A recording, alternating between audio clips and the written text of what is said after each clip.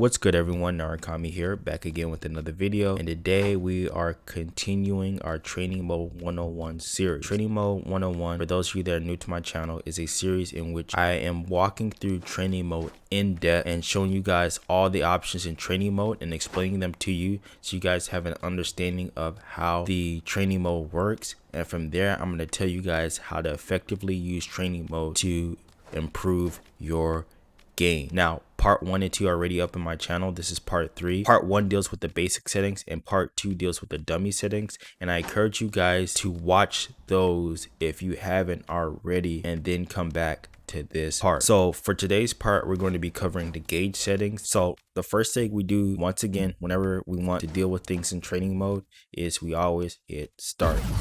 Now, to access the gauge settings, you're gonna tab over and you have the settings here. So the first gauge we have is first player health gauge. This essentially controls the first player's health. Right now it's set to normal, which means that the health is going to be normal, which means that it won't recover at all once you take damage, and then once you die, it's going to then play like the KO screen, and then it's going to finally reset to training mode. And so I'm going to show you guys that. Let's see if we can get the CPU to beat up on us with our health.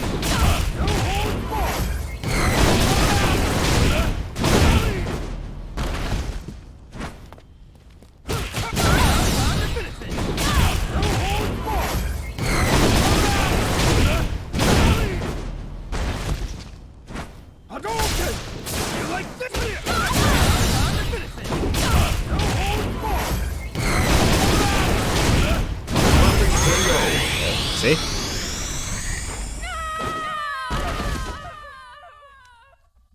The next option for a first player health gauge is infinite, which means that your health is set to infinite. So no matter how much damage you do, your health will not be drained. So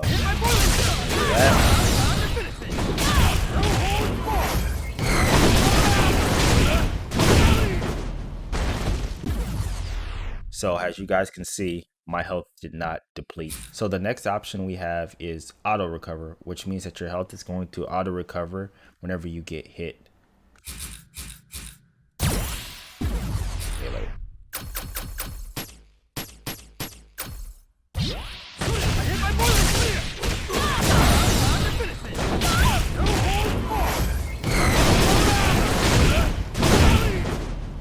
Let me turn off the CPU. Boom, your health auto recovers. So the next option is auto recover starts at 50%, which means your health is going to start at 50% and just auto recover to 50%. So let's have the CPU beat us up again. So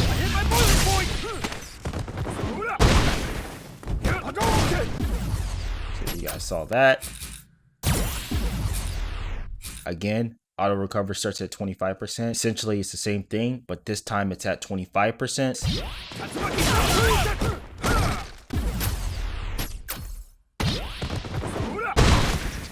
And your health is going to recover to 25%. So the next option we have is normal. Starts at 50%, which means that your health is going to start at 50% and it's going to drain normally. And then the final option is normal, and it starts at 25%. The reason why I didn't show you guys is because I showed you guys what normal does, and it's just your normal health, but the 50 and 25% just takes your health to that percentage. So the next option we have is first person critical gauge. What this does is it controls the critical art gauge for the first person. So the first option that you have is normal, which means that you're going to build meter normally. So right now I have full bar because I already had it set to maximum, but we'll just bar, and then boom, your meter is going to recover as you do special moves, and it's going to do what it does normally. So the next option you have is maximum start, which means that your CA gauge is going to start at maximum start and it's still going to function as normally. So here's at max value. And then it's gonna function as normally. So the next option is infinite, which essentially means that your critical gauge is infinite, meaning that you will never run out of it.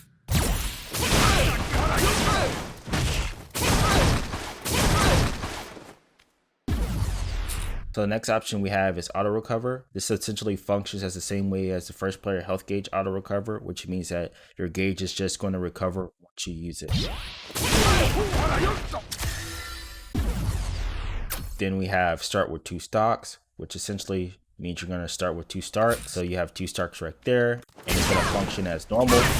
And build meter just like normally. Then you have start with 1 stock. It's gonna function as normal, and you're gonna build meter as normal. So the next option we have is first player V gauge. This controls the V trigger gauge for the first player. So we have normal, which essentially means that your V trigger is gonna function as normal. So I gotta spin it. Okay, so I don't have V trigger, and I'm gonna have to build it up manually to get it.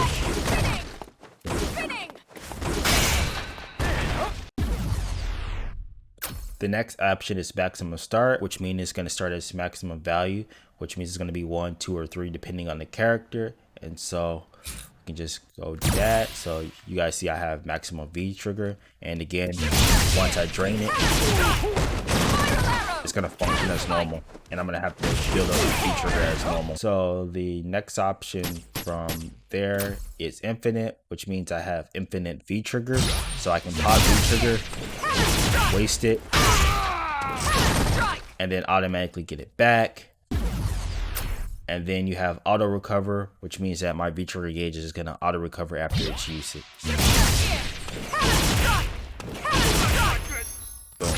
So now we have first player VT timer. What this setting does is it controls the V trigger timer for the first player. So whenever you pop V trigger, you have a certain timer that you have to use V trigger. So I can set it to normal, which means that it's going to function as normal. So whenever I pop V trigger, however long it takes for me to waste V trigger, that's however long it's going to take me to waste V trigger. So I'll do that, and then I'll activate V trigger. And so I do my 2 dive kicks with Cammy, and my V trigger is gone. So next option you have is minimum start, which means that the minimum start of the V trigger timing is going to be assigned once you pop V trigger. So essentially it's going to end V trigger once you pop it. So I don't know why that option is in the game, but it's in the game.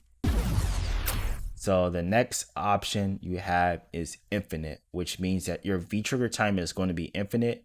And so this is kind of useful if you want to practice certain things with your V trigger with your specific character. So I'll just pop V trigger and do my dive kicks. As you can see, my meter does not go. And so yeah, that covers all those settings. Now this is second player settings, and all these settings essentially do the same thing but for the second player. So these control the second player. So you have the second player health gauge, you have the same options. You have normal, you have infinite, you have auto recover, you have auto start at 50%, auto start at 25, normal start at 50, normal start at 25. You have the critical gauge, you have infinite, max start, normal. Then you have the V gauge, you have auto recovery, infinite, maximum start, normal, and then you have the V trigger timer, normal, minimum start, and infinite start. And so that's all for the second player. Anyways guys, that's going to be the end of today's part. If you guys are enjoying this series and enjoyed this video, consider leaving a like on the video, and also consider subscribing if you are new, and clicking that notification bell to get a notification for whenever I do drop another upload, because we are pushing out consistent tutorials almost weekly, and I don't want you guys to miss any of the parts to this series. Anyways guys, remember the 2 greatest commandments of all: love the Lord God with all your heart and love your neighbor as yourself. Take care, and I'll see you guys in another video. Peace.